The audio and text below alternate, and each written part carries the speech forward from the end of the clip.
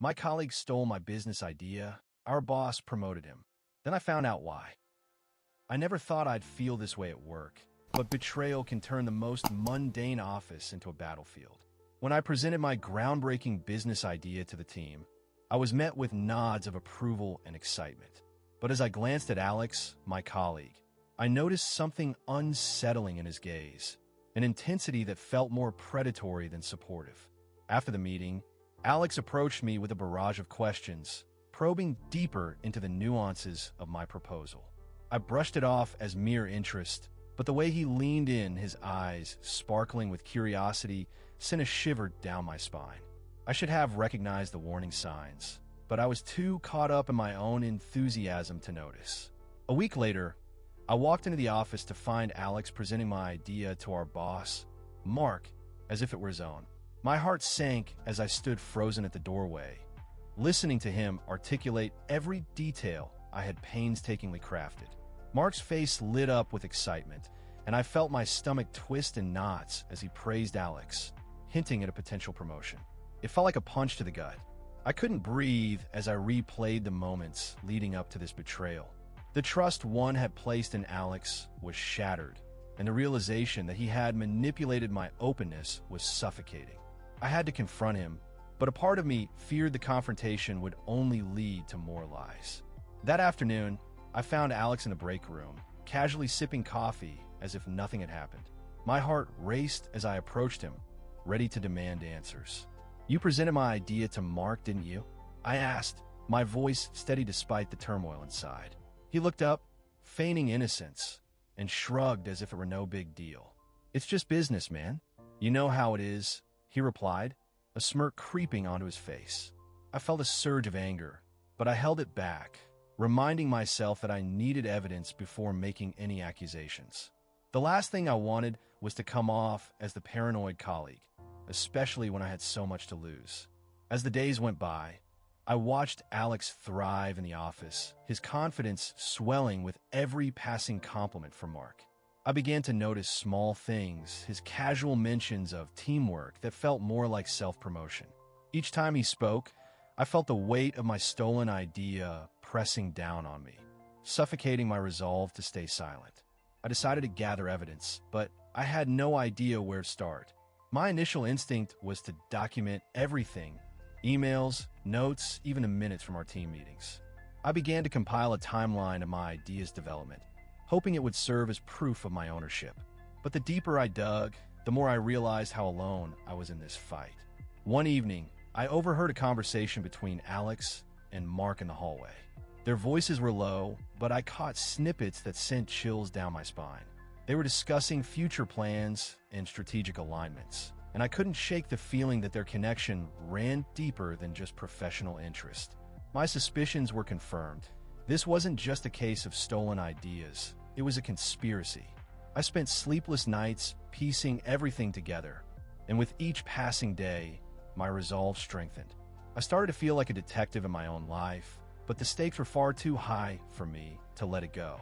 I had to find a way to expose Alex without making myself look like a fool. But the pressure was mounting. With Alex's promotion looming, I knew I had to act fast. I could see my colleagues whispering, their eyes darting between Alex and me. It felt like the whole office was caught in a game I hadn't signed up for, and I was the unwitting pawn. Then came the day of the big announcement. Mark gathered everyone in the conference room, his excitement palpable. As he praised Alex for his innovative contributions, I felt the walls closing in. I was on the verge of standing up and shouting the truth, but I hesitated, knowing I needed more than just anger to confront this.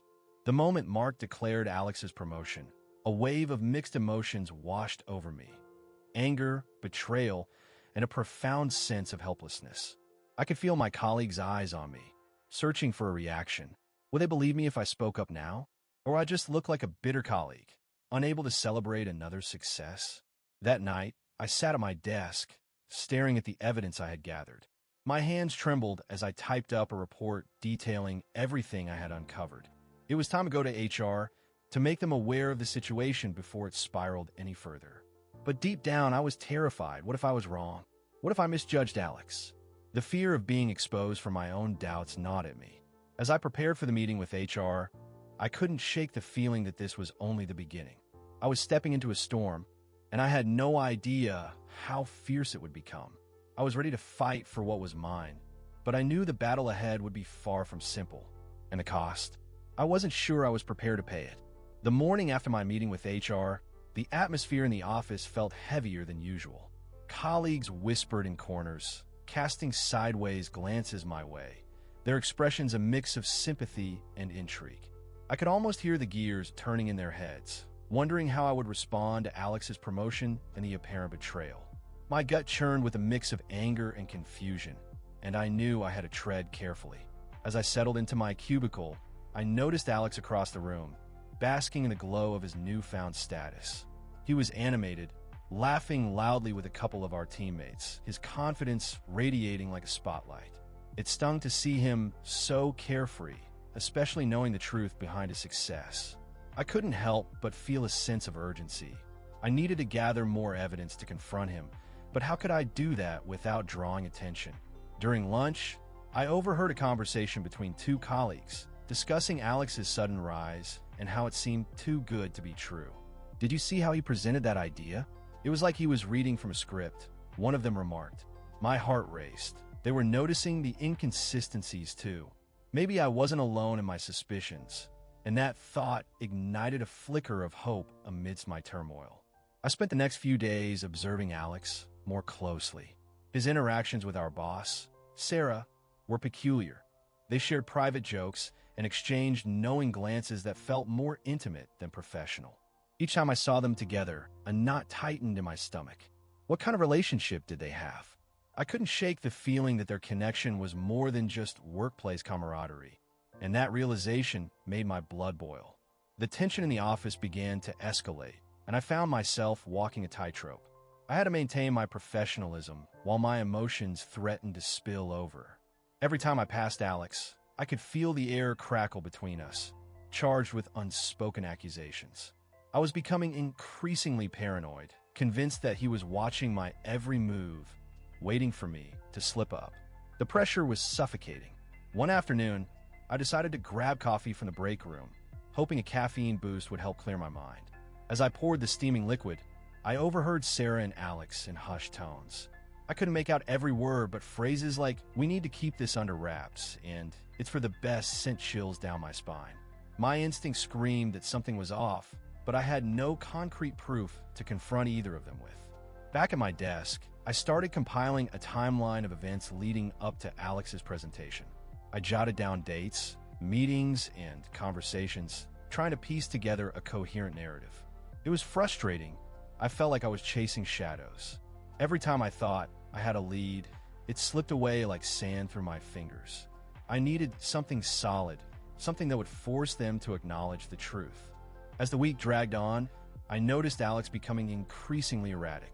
He'd snap at colleagues for minor mistakes and seemed on edge, as if he was anticipating a confrontation. I wondered if he sensed my investigation or if the weight of his deception was finally starting to crush him. Either way, it was a small comfort to know that he wasn't as untouchable as he appeared. Then, one afternoon, as I was leaving the office, I caught a glimpse of Sarah and Alex in a heated discussion outside the building. Their voices were low, but the intensity was palpable. I couldn't hear their words, but I could see the frustration etched on Sarah's face. It was a small crack in their facade, and I felt a surge of determination. If I could just find a way to exploit that crack, maybe I could turn the tide in my favor. That night, I sat at my kitchen table, surrounded by papers and notes, trying to connect the dots. My phone buzzed with a message from a colleague, curious about the rumors swirling around Alex's promotion. I hesitated before responding, but the idea of forming an alliance began to take shape in my mind. Perhaps if I could rally support, I wouldn't have to face this battle alone. I drafted a message, carefully outlining my concerns about Alex's rise and the implications it had for our team. I hesitated, my finger hovering over the send button. What if I was wrong? What if I misjudged the situation? But the thought of letting this go, of allowing Alex to walk away with my hard work, ignited a fire in me. I pressed send, my heart racing as I awaited their response. The next day, I was surprised to find several colleagues expressing their support, sharing similar concerns about Alex's behavior and the office dynamics. It felt good to have allies, to know I wasn't alone in this fight. We began to strategize, pooling our observations and experiences. The atmosphere shifted slightly. I felt a renewed sense of purpose, a collective determination to seek justice. However, with newfound allies came the realization that the stakes were higher than I had anticipated. I couldn't help but wonder how deep the web of deceit ran. Would Sarah back Alex if push came to shove? The thought sent a shiver down my spine.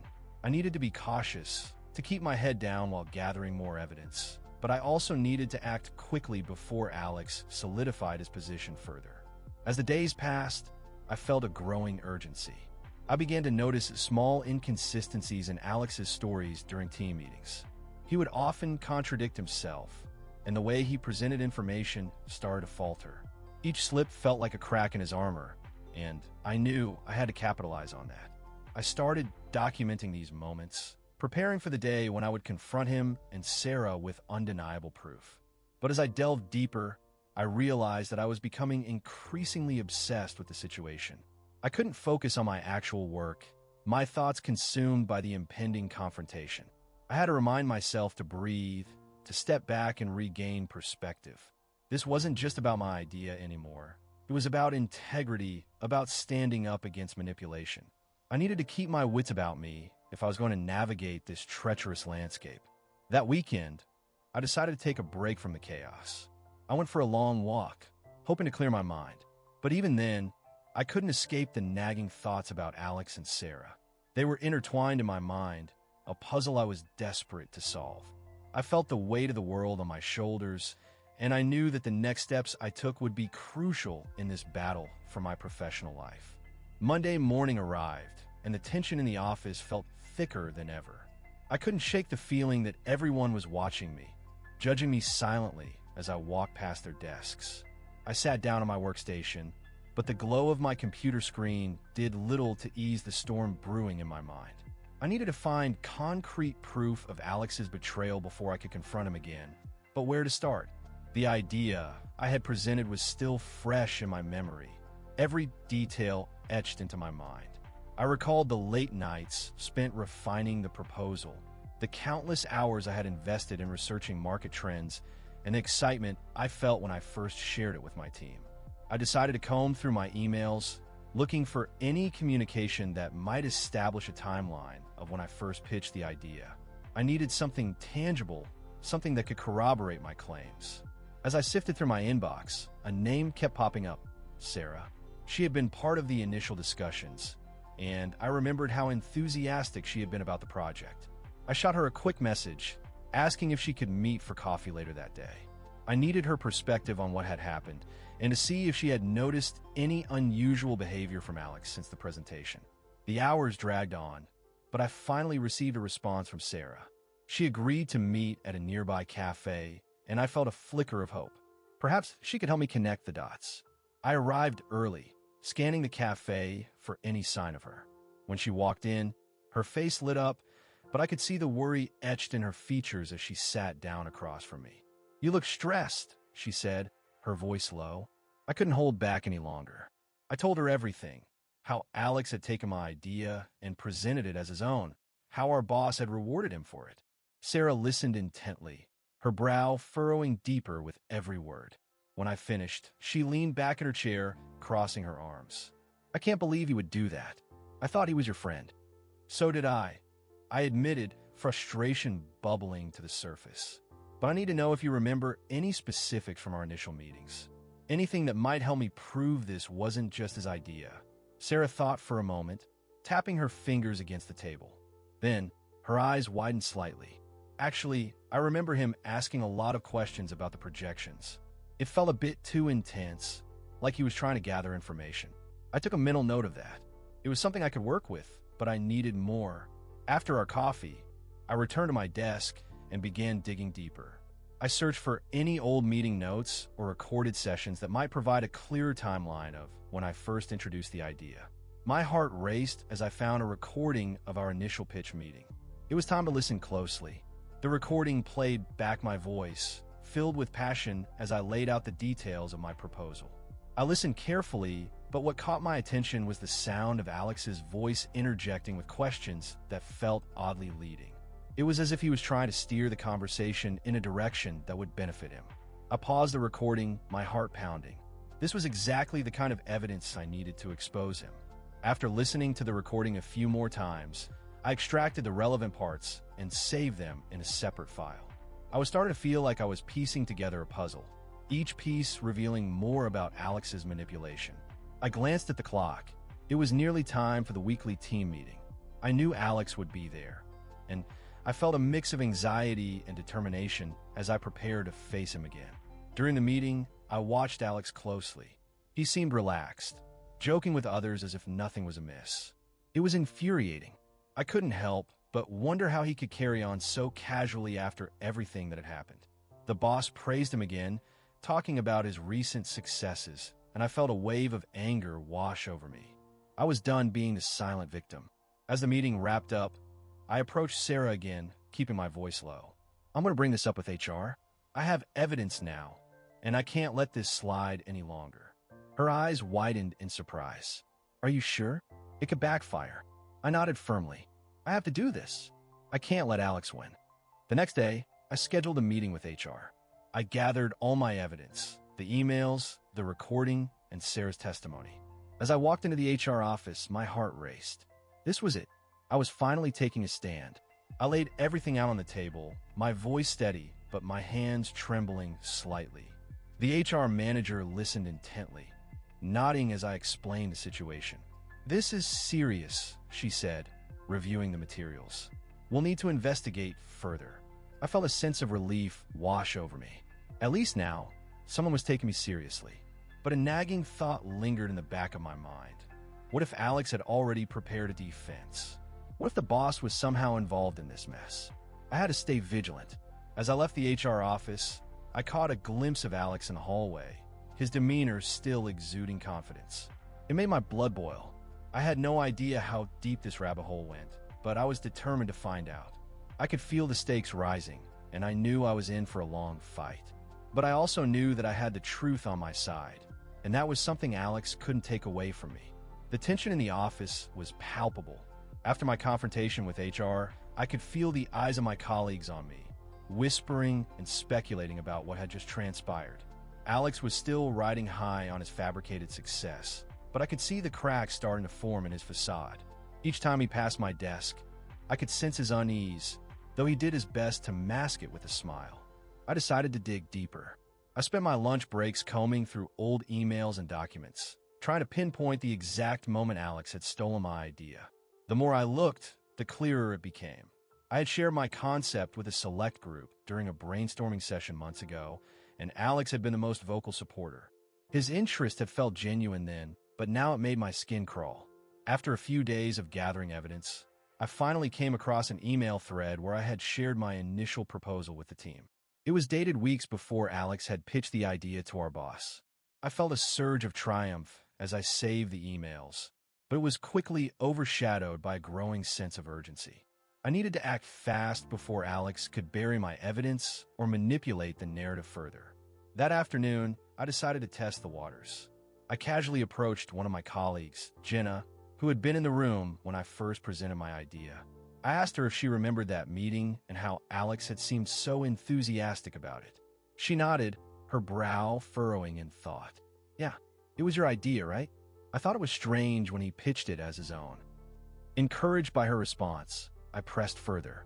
Did you notice how he got promoted so quickly after that? Jenna looked around, her voice dropping to a whisper. It's almost like he had an inside track. I overheard him talking to the boss a few times. It felt off. Her words ignited a new fire within me. I wasn't just fighting for my idea. I was uncovering a network of deceit. I needed to solidify my evidence, so I began recording casual conversations with colleagues, asking them about their perceptions of Alex and his sudden rise. The more I gathered, the clearer the picture became. There were murmurs about favoritism and how the boss had seemed unusually supportive of Alex's ideas. It wasn't just my project at stake. This was a systemic issue that could affect the entire team. One evening, as I was leaving the office, I noticed Alex lingering near the boss's office, his voice low and conspiratorial. I paused, hiding behind a potted plant, straining to catch snippets of their conversation. "You know how important this is for us?" I heard Alex say, followed by the boss's reassuring tone. "Just keep up the good work, and we'll handle the rest." My stomach dropped. What exactly were they plotting? The next day, I decided to approach HR again, this time with Jenna by my side. I wanted to present not just my evidence, but also the testimonies of my colleagues who had seen the same troubling patterns. As we walked into the HR office, I felt a surge of adrenaline. This was no longer just about me. It was about holding Alex and the boss accountable for their actions. HR was surprisingly receptive, taking notes as we laid out our findings. I could see the concern in their eyes as they began to connect the dots. They promised to investigate further, but I knew the wheels of bureaucracy turned slowly. I had to be patient, but the pressure was mounting, and I could feel Alex's anxiety growing alongside mine. Later that week, I overheard a conversation in the break room that sent chills down my spine. Two employees were discussing how Alex had been acting strangely, as if he was constantly looking over his shoulder. "He seems paranoid," one said. "I heard he's worried about something coming to light." My heart raced. It was clear that Alex was feeling the heat, and it made me wonder if he was about to make a desperate move. That evening, I received an unexpected email from Alex. It was a request to meet, and my instincts screamed that this was a trap. But I couldn't ignore the chance to confront him one last time. I agreed to meet him in a nearby cafe, hoping to draw out more of his deceitful tactics. I had to know how deep this rabbit hole went, and if he was willing to slip up one last time. As I arrived at the cafe, my heart pounded in my chest. I spotted Alex sitting at a corner table, his posture relaxed, but his eyes darting around nervously. I approached cautiously, taking a seat across from him. "So what's this about?" I asked, trying to keep my voice steady. He leaned in, lowering his voice. "I think we need to talk about what's been happening at work." The tension in the air was thick. I could see the wheels turning in his mind, and I knew he was trying to gauge how much I knew.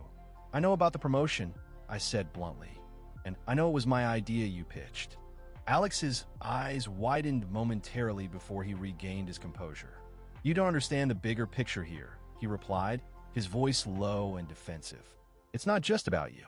His words hung in the air, heavy with implication. I leaned in closer, determined to push him. "Then explain it to me. What exactly is the bigger picture?" He hesitated, his facade cracking. I could see the fear creeping in, but he quickly masked it with bravado. "You'll regret this," he said, his voice barely above a whisper. I felt a chill run down my spine. This was no longer just about a stolen idea. It was a battle for survival in a toxic environment. As Alex's threat hung in the air, I could feel the walls of my carefully constructed world starting to close in. The office, once a place of collaboration and creativity, felt like a battleground where trust had become a rare commodity. I needed to regroup, to think strategically about my next steps. Alex's bravado was a mask, but I had to peel it back, layer by layer, to reveal the truth underneath. The next day, I started to observe everything with a new lens. I noticed how Alex interacted with our boss, Mark. Their conversations were always hushed, punctuated by knowing glances that spoke volumes. I couldn't shake the feeling that there was more to their relationship than mere professional camaraderie. The way Mark's eyes lit up whenever Alex walked into the room made my stomach churn. It was as if he was under some kind of spell. I decided to take a different approach, one that didn't involve direct confrontation. I reached out to a few trusted colleagues, trying to gauge their perceptions of Alex's sudden rise. I carefully framed my questions, making them seem casual, but the feedback was alarming. More than one person hinted at seeing Alex and Mark together outside of work, sharing drinks at a local bar. The pieces were starting to fit together, but I needed concrete proof. After work, I found myself at that bar, nursing a drink while keeping a low profile. I wasn't there to eavesdrop, but I couldn't help it when I spotted them. Mark and Alex were seated in a dim corner, their laughter cutting through the usual din of the place. I strained to hear snippets of their conversation, but the only thing I caught was Alex mentioning something about making it all worth it. My heart raced. Was this a reference to the promotion or something more insidious? I returned to the office the next day with a renewed sense of purpose. I gathered my notes, piecing together the timeline of my original idea and Alex's actions. I needed to compile everything into a coherent narrative that would be hard to refute. As I worked, the weight of the situation pressed down on me. This was more than just a professional betrayal. It felt personal. I was fighting for my reputation, my integrity, and it was exhausting. I decided to take a calculated risk. I arranged a casual lunch with Sarah from HR, someone I felt could be an ally. I carefully laid out my concerns, framing them as a general discussion about workplace dynamics. Sarah listened intently, her expression shifting from curiosity to concern as I shared the details of my project and Alex's subsequent actions. I could see the wheels turning in her mind, and it gave me a glimmer of hope. Later that afternoon, I received a message from Sarah asking to meet again, this time in a more formal setting. My heart raced. This could be the breakthrough I needed. I arrived at the HR office, and Sarah wasted no time. "I've been doing some digging," she said, her voice low and serious. "There are whispers about Mark's favoritism toward Alex, and it seems like there's a pattern of behavior that needs addressing." Her words felt like a lifeline, but I knew I had to tread carefully. "What can we do about it?" I asked, leaning in. Sarah paused, her eyes darting around the room as if ensuring we were alone. "We need evidence, and I think you have some. The more we can substantiate your claims, the better." I nodded, feeling a mix of anxiety and determination. This was the moment I had been waiting for, but I had to be smart about how I proceeded. Over the next few days, I began gathering everything I could: emails, meeting notes, even the informal chats with colleagues. Each piece of evidence felt like a small victory, yet the fear of retaliation loomed over me like a dark cloud. I was playing a dangerous game, but the stakes had never been higher. I had to remind myself that the truth was on my side, even if it felt like I was standing alone. As I compiled my dossier, I noticed a shift in the office atmosphere. Colleagues who once engaged with me seemed to be whispering among themselves, casting glances my way. I couldn't tell if they were simply curious or if they had been swayed by Alex's charm. It was unsettling, and I felt increasingly isolated. I needed to ensure that my next steps would not only expose the truth, but also shield me from any backlash. I decided to meet with Sarah again, this time to discuss the possibility of a formal complaint. I laid out my evidence meticulously, highlighting the timeline and the connections between Alex and Mark. Sarah nodded, her expression grave. "This is serious, and if we proceed, we need to be prepared for pushback. Mark is not going to take this lightly." I understood the implications, but I was ready. This was about more than just me. It was about creating a culture of accountability. As we discussed the potential fallout, I could feel my resolve hardening. I had spent too long in this toxic environment, allowing others to dictate my worth. It was time to reclaim my narrative. We agreed on a plan. I would present my findings to HR, and Sarah would be there to support me. The thought of going public was terrifying, but I knew it was the only way to shine a light on the manipulation that had taken root in our office. In the days leading up to the meeting, I could barely focus on my work. Each interaction with Alex felt like a tightrope walk, a constant balancing act between fear and defiance. I kept replaying our last confrontation in my mind, wondering if he sensed the storm brewing. I felt the weight of anticipation building, a tension that seemed to electrify the air around me. This was it. The moment of truth was drawing near. Finally, the day of the meeting arrived. I walked into the HR office, my heart pounding in my chest. Sarah was already there, her presence a reassuring anchor. As I took a seat, I glanced at the door, half expecting Alex to burst in with his usual swagger. But this time, it was just us, and I was ready to lay everything on the table.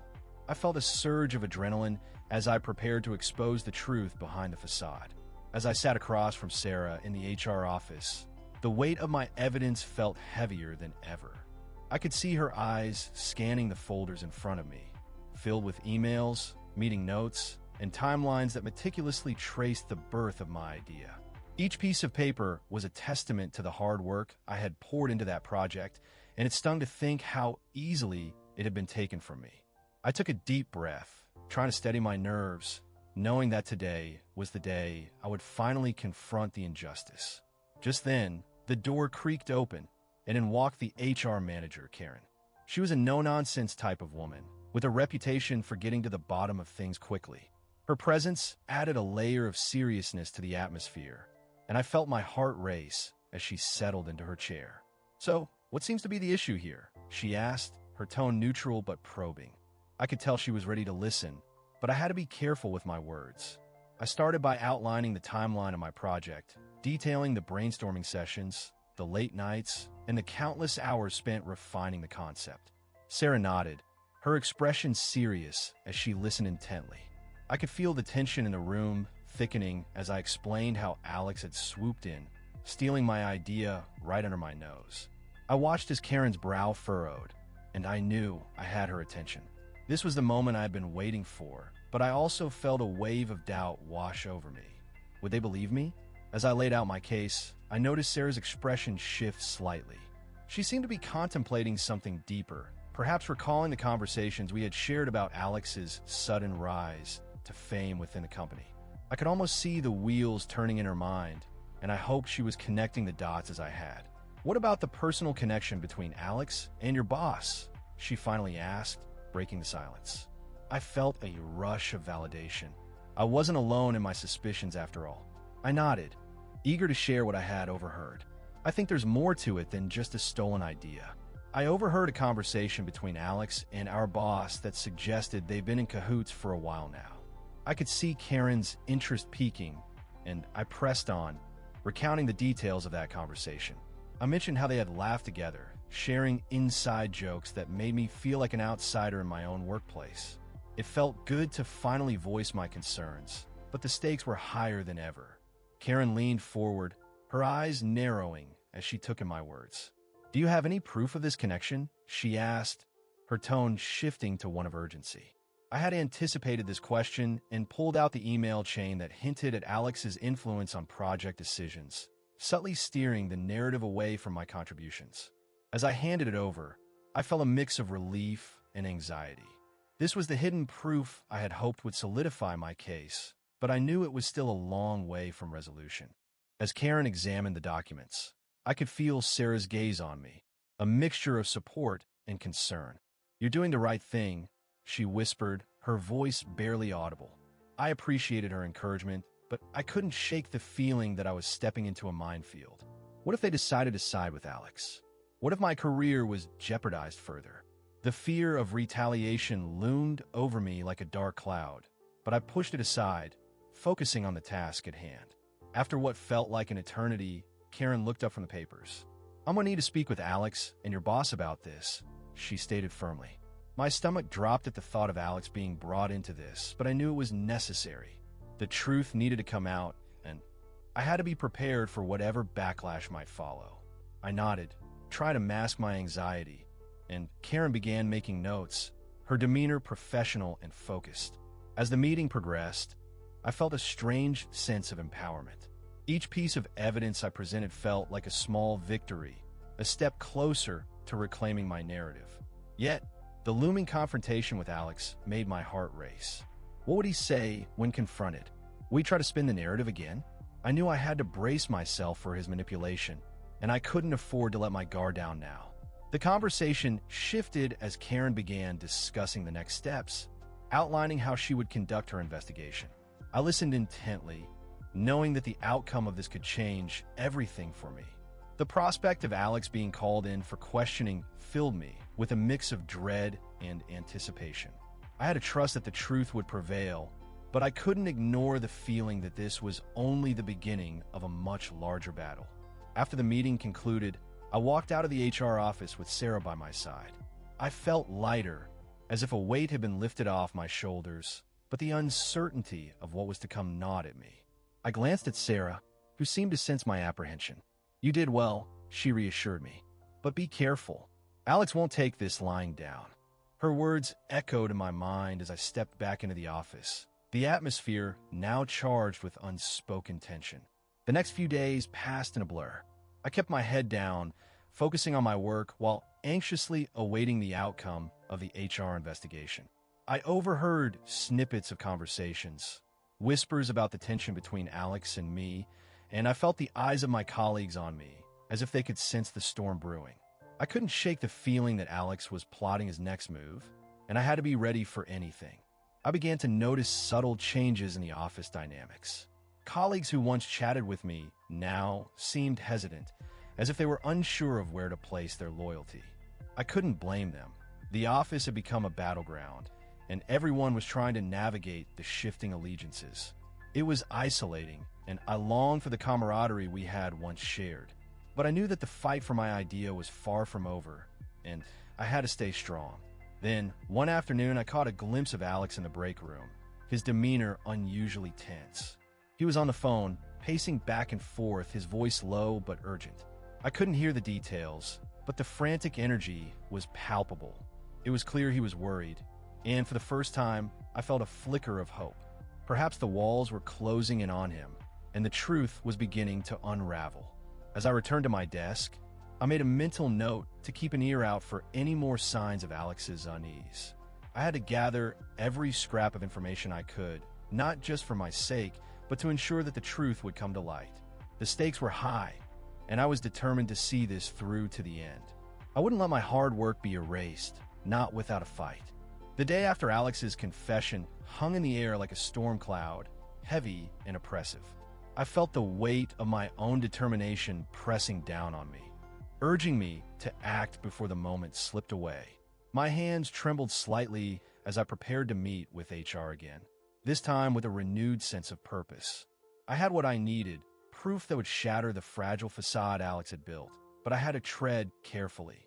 In the hours leading up to the meeting, I replayed Alex's admission in my mind, his voice laced with desperation. It was a strange comfort, knowing that he had finally cracked, even if it was just a little. But the real question lingered. How much of the truth would he spill? I could sense the tension in the office, whispers bouncing off the walls as colleagues speculated about the aftermath of the last meeting. It was as if everyone was holding their breath, waiting for the other shoe to drop. As I walked into the HR office, the fluorescent lights buzzed overhead, amplifying my nerves. I took a deep breath, reminding myself that I wasn't just fighting for my idea.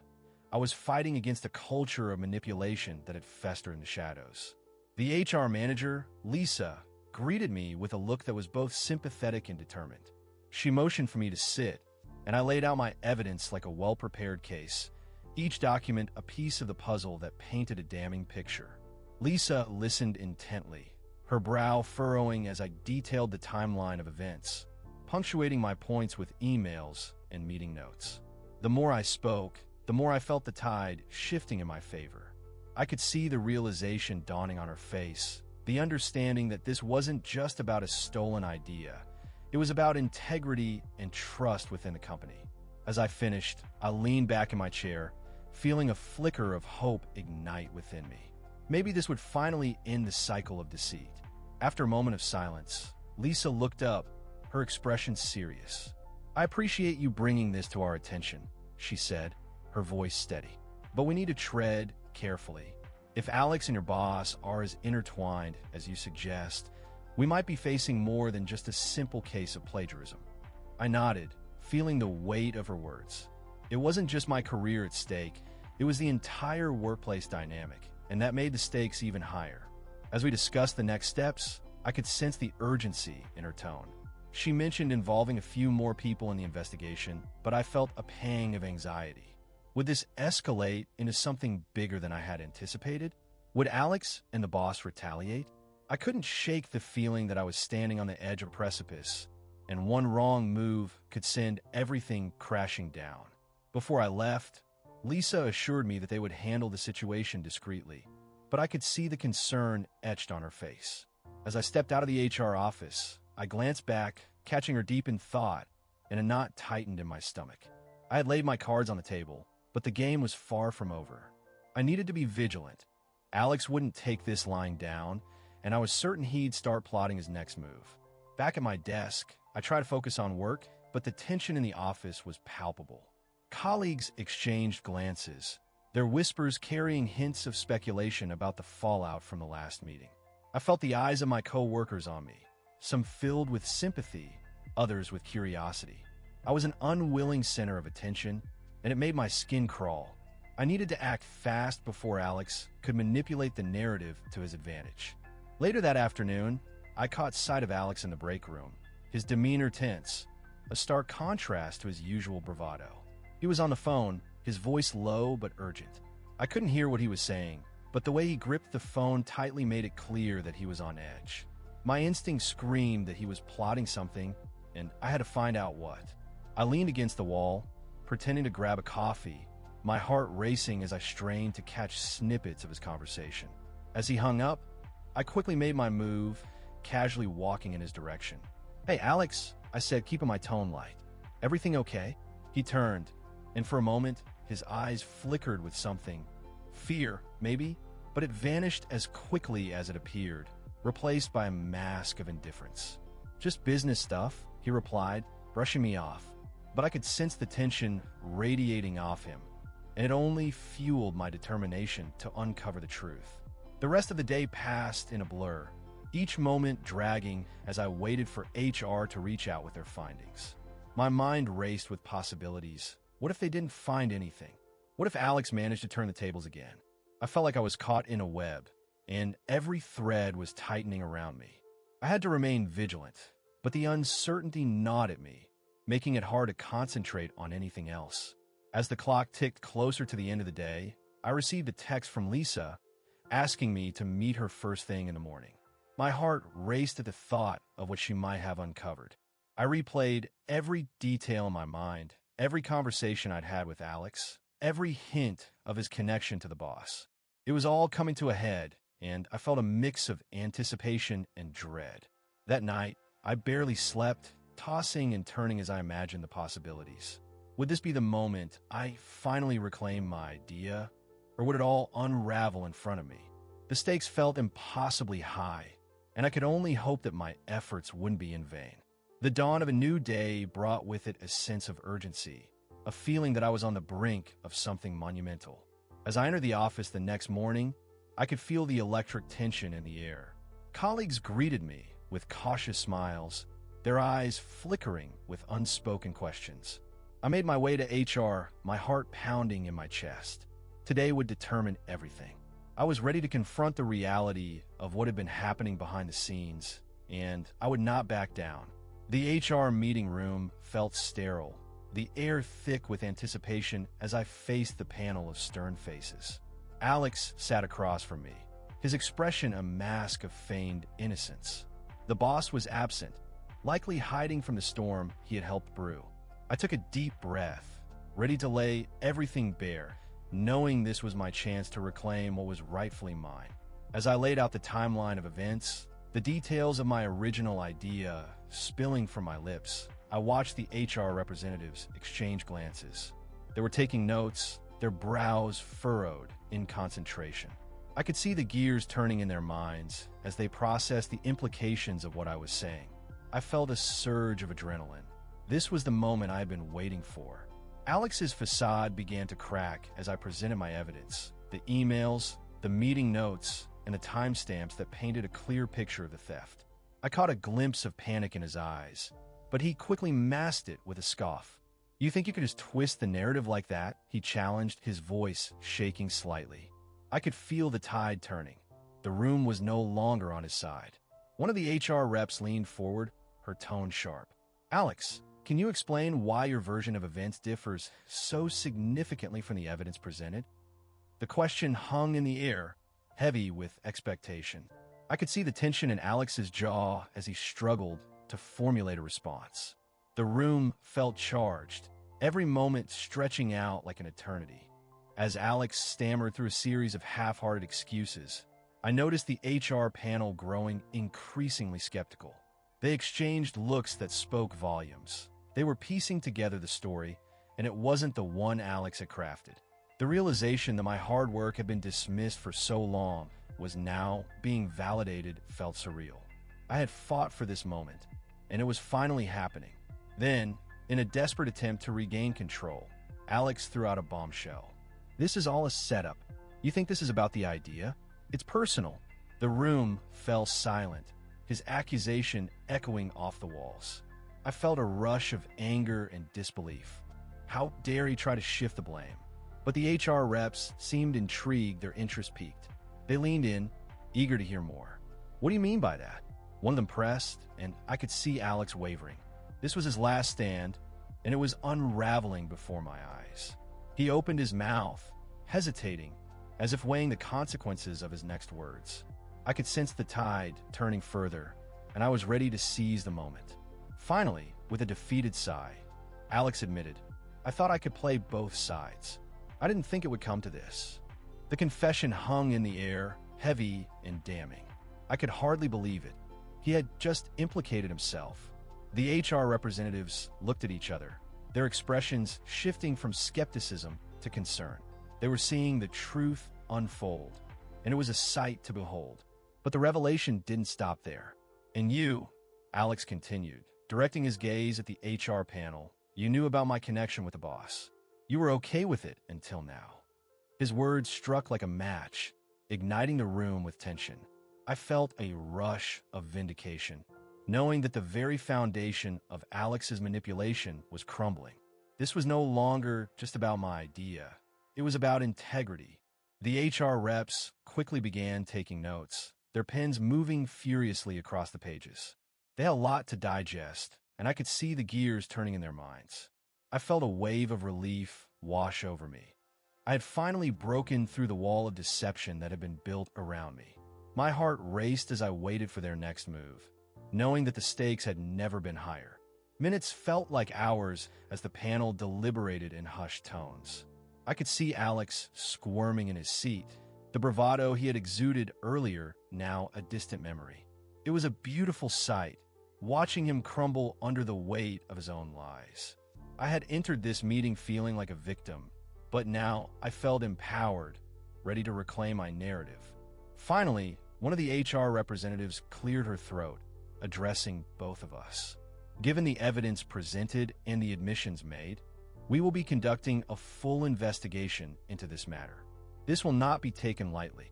The weight of her words settled over me like a warm blanket. I had taken a stand, and it was being recognized.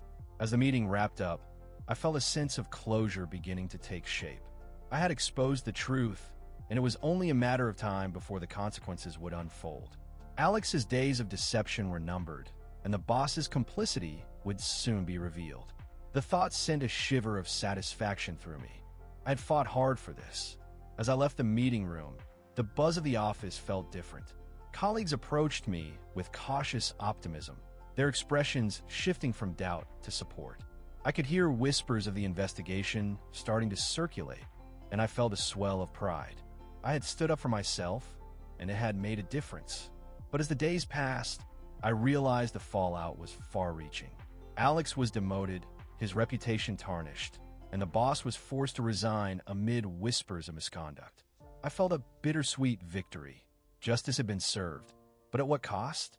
The workplace atmosphere had shifted, and I was left to navigate the new dynamics, uncertain of what the future held. In the end, I learned that standing up for oneself could be both liberating and isolating. The support I had received was invaluable, but the scars of betrayal would linger. I had fought for my idea, my integrity, and while I had won, the journey had left me changed. I was determined to move forward, but I would never forget the lessons learned. As I settled back into my routine, I made a promise to myself. I would be vigilant, always aware of the fine line between collaboration and betrayal. I would foster an environment of transparency and trust, ensuring that no one else would have to endure what I had. My story would serve as a reminder that integrity mattered, and I would be its champion. Thanks so much for watching until the end. If you enjoyed our videos, please like, share, and subscribe to the Llama if you want more drama. It truly means a lot.